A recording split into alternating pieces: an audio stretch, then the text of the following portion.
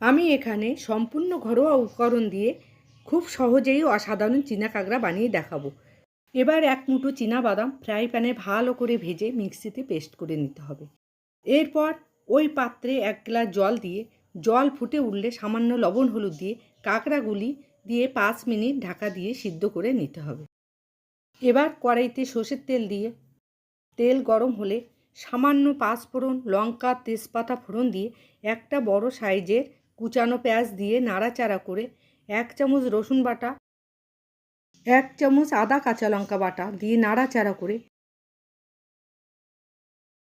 Half চামচ কাশ্মীরি লঙ্কার গুঁড়ো, একটা টমেটো কুচি, হাফ চামচ ধনে গুঁড়ো, হাফ চামচ জিরে গুঁড়ো, হাফ চামচ মরিচ গুঁড়ো দিয়ে নাড়াচাড়া করে আগে থেকে সিদ্ধ করে রাখা কাঁকড়াগুলো দিয়ে ভালো করে কষে নিয়ে কাঁকড়া সিদ্ধের জলটুকু দিতে হবে।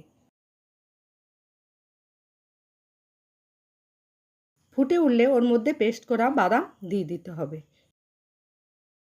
এবার স্বাদ মতো লবণ, চিনি এবং সামান্য গরম মশলা দিয়ে নামিয়ে নিলেই তৈরি অসাধারণ চীনা কাঁকড়া। সামনে দুর্গাপূজা, তাই মনের মতো রেসিপি বানিয়ে সবাইকে পরিবেশন করুন। ভিডিওটি ভালো লাগলে লাইক, শেয়ার এবং সাবস্ক্রাইব করুন।